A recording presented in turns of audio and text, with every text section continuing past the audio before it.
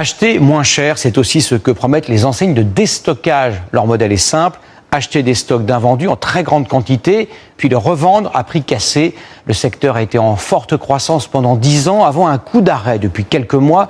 Des magasins ont même fermé. Pour quelles raisons? C'est le grand format de ce 20h de Justine Corbillon, Léa Kebdani, Thomas Rolnick et Antoine Silberman.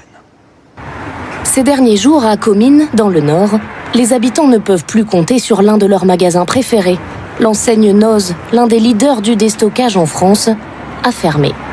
Ça m'embête. Ça m'embête parce que j'y allais 2-3 fois par semaine.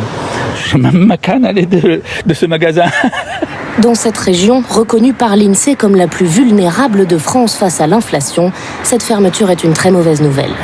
Sur Comines, c'était intéressant parce qu'en plus, on est un petit village. Les gens sont toujours à la recherche des petites choses pas trop chères. Comines, mais aussi Lens, Le Mans, Saint-Quentin, Noz a dû fermer 24 de ses 300 points de vente en France.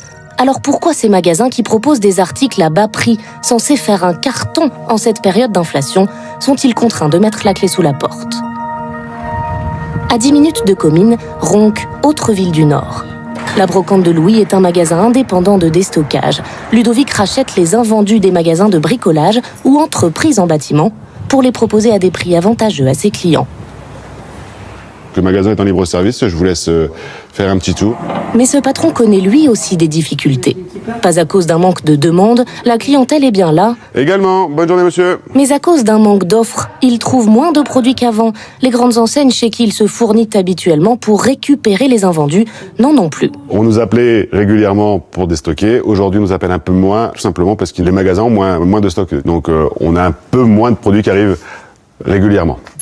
Pourquoi les industriels ou supermarchés ont-ils moins de stock? C'est parce que pour faire des économies, ils essayent d'éviter de surstocker en réserve inutilement. Cela leur coûte cher en espace de stockage. Alors ils ont développé de nouveaux outils qui leur permettent de mieux anticiper les ventes.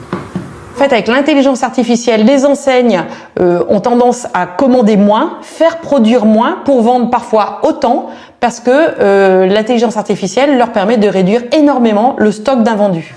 Mais si certains magasins de déstockage sont en difficulté, c'est aussi parce qu'ils importent leurs produits déstockés, comme le montrent ces articles Noz, étiquetés en plusieurs langues. Avec le coût des transports, de l'essence et des conteneurs qui ont explosé ces derniers mois, importer des produits coûte de plus en plus cher. C'est d'ailleurs pour cela que les déstockeurs qui s'en sortent sont ceux qui dépendent le moins de l'étranger, comme ce magasin en banlieue d'Orléans. Toute notre marchandise est de provenance française. Nous privilégions la qualité. Et puis les marques aussi nous font confiance, puisqu'en fait on met leurs produits en valeur dans nos magasins. Ici, aucun problème de stock, les rayons sont pleins à craquer et très bien organisés. On se croirait au supermarché, voilà qui est plus attractif pour les clients. En fait, c'est bien rangé, donc voilà, c'est pas comme les autres magasins de déstockage. C'est clair, c'est propre, il n'y a rien à dire. Ce n'est donc pas la fin d'un modèle. Malgré les difficultés de certaines enseignes, l'ensemble de ce secteur enregistre une croissance annuelle de 8%.